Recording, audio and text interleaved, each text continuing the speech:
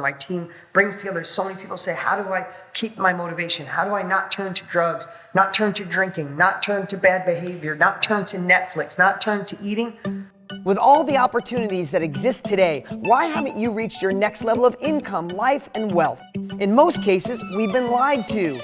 We've been told that if you find the right opportunity and you work hard, you can be successful. And that's simply not true. Millionaires, billionaires, and successful people have realized you need the foundation for wealth, the habits. And that's exactly what you'll be learning on the Millionaire Success Habits podcast. All success starts here.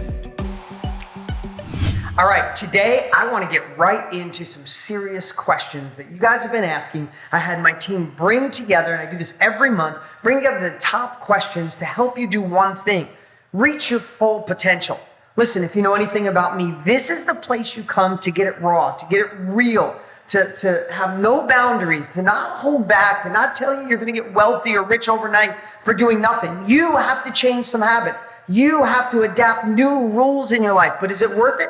Absolutely. So this is the place, this is the video you want to watch if you want to go upstream and anchor in the rules for sustainable wealth, abundance, joy, and happiness, and all the other things you crave.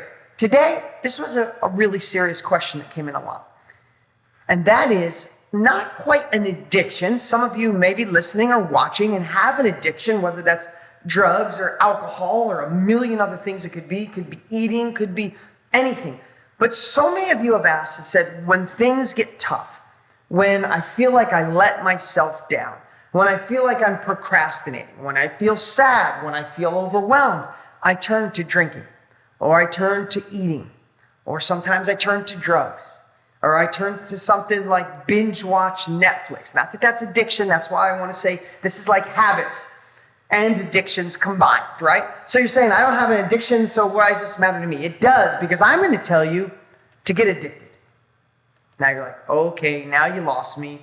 What if I told you that being addicted was actually the thing that drove me through the hardest times in my life? And I'm going to say this. I know being addicted to work, being addicted to accomplishment, being addicted to anything, that word is terrible. And I don't want to claim to know what some of you may have gone through in your life if you're truly addicted to something that's hurting your life, your family, your future. But here's what I want. I want to shift that mindset today and just be a little transparent about my childhood. I'll just tell you without going in detail, at 10, 11, I was 12 years old. I had a bleeding ulcer. I'd come home from school and vomit blood some days. Not always, not every single day. I wasn't physically beaten every day. But there was just, it's for another day, another book, another story. Just a lot of really crazy stuff that went on in my life. And then by the time I was 12, it was so crazy for my mom. She moved away and I missed her, and I managed a lot of stress. I was an adult at a young age. And I think I kept it all inside. I kept all the pain inside. I kept all the worry inside. I kept the things I was afraid of inside. Never told anybody anything. And things like that have effects on you for life. And I have to tell you, in my early 20s, I was already a hustler. By 17, 18 years old, I'd already done my first real estate deal. I was already working on cars every single day of my life. I was fixing wrecked cars, selling them for a profit. You know, I was hustling. But I was tortured. I really was. There was a lot of sleepless nights. There was a lot of stress, a lot of worry, and there was a lot of paths I could go down. And I want to tell you, in my 20s, I drank probably 5 nights a week. Now, not like drinking, come home, pop a beer, pop a vodka, and just slam it. Not drinking at work. But I'd come home, I'd get dressed, and I'd have this itch. And if I was alone, if I felt lonely, if I felt a little depressed, if I felt disconnected, if I felt overwhelmed, man, it was easy to turn to a couple cocktails. I'd go out, get my buddies, get some drinks, get a buzz on. Man, the world just disappeared.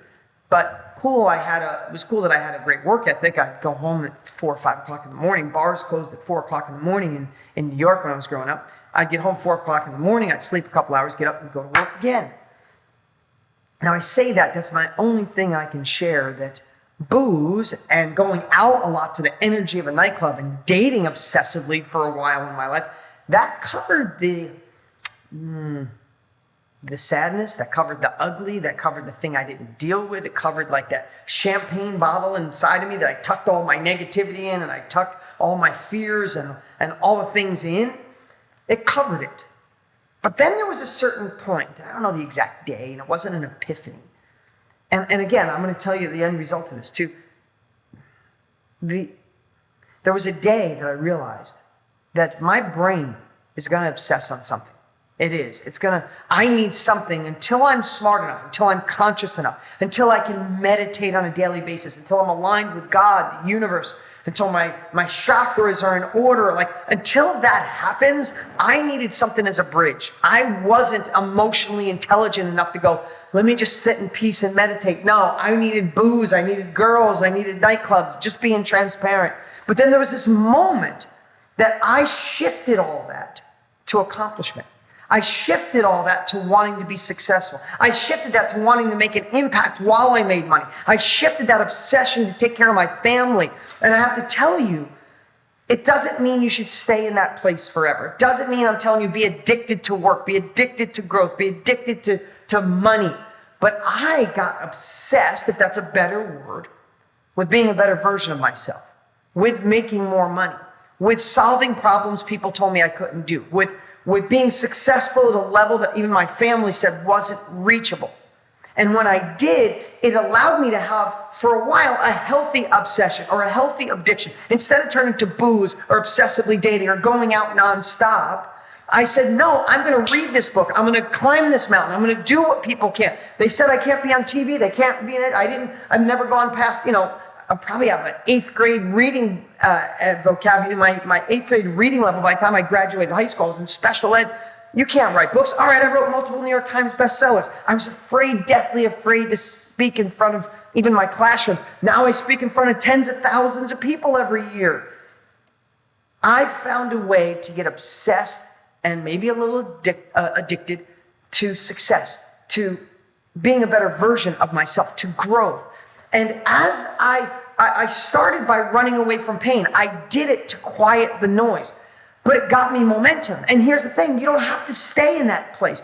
As you start making more money, as checks solve problems, as they start to cut and solve problems and you start to grow, you can work on your emotional intelligence. You can work on your consciousness. You can work on taking that negativity that's bottled up inside you and letting it go slowly. You can forgive people in your past who may have done some terrible things to you. And then you could take your addiction or your obsession to something else. Like, it went from running away from pain and quieting the noise to being in control of my life and wanting more. And then it evolved to wanting to take care and build a great team. And then it evolved to making more impact on other people. And to phase on that in my life right now, I've replaced it. I still kind of am a little bit obsessive. I still am a little bit of an addictive personality. You know what my addictive personality now leans towards? Is making an impact on other people. Yes, I started as a collision guy, driving a tow truck, working on houses, but I've evolved with taking in so much information, from being a part of masterminds, being a part of groups, from learning obsessively, starting 13 companies, generating over $1 billion in my life, my brands and my companies, failing miserably. I take all this now. How do I keep going? How do I keep that drive? I'm addicted to impact.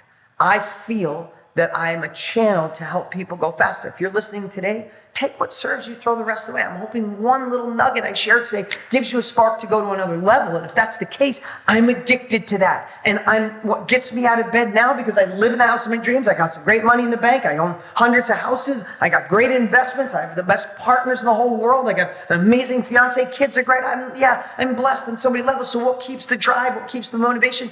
You. That's my new addiction. That's my new obsession. So, the question I got so many times, it's not from one particular person. My team brings together so many people say, how do I keep my motivation? How do I not turn to drugs, not turn to drinking, not turn to bad behavior, not turn to Netflix, not turn to eating? Find an addiction that's healthy for you to start. Use that as momentum to get right when a rocket goes out of the orbit, right? 90% of the energy is getting it off the ground. Use something to get you off the ground. Then you can work on being a better version of yourself as the rocket soars out into space. That's my message for today. Appreciate you guys so much. And I appreciate you watching or listening. Please share, please like, Get the word out to more people. If you think this was solid, then why don't you get someone else to listen? We're growing like crazy, and it's all because of you. What's up? What's up? Hey, before you go, you need to watch these next few videos. They're absolute game changers. Hurry up and click right over here and watch them, and I'll see you there.